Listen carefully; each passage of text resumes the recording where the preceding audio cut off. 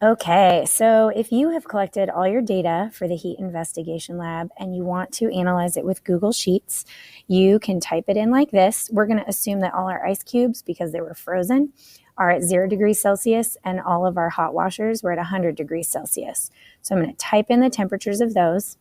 And then I typed in the mass of the ice cubes or washers. And then I have my before temperatures and my after temperatures. So the first thing I want to do is calculate the change in temperature. So I'm going to type change in temp up here. And then I'm going to click this box and tell Google Sheets to do a subtraction problem. So I say equals, and then I'm going to say click on the after temperature box, minus. So I typed in a minus symbol, and then the before temperature, and then I click enter. So it did that math for me. Then if I click this little square and drag it down, it will do that same math for every single row.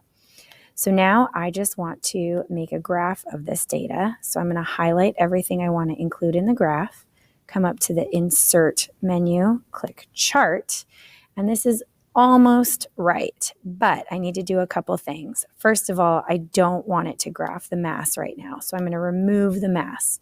Now I'm just graphing temperature, the change in temperature of the water versus the temperature of the stuff I put into the water. So this is good, but then I need to customize it and change the chart title so it's just temperature of ice and washers, before temperature, after temperature, and change in temperature. So now I am done, and I have this beautiful graph that shows me how the temperature of the water changed and the temperature of the stuff that was put in it. So I can use this in my lab report.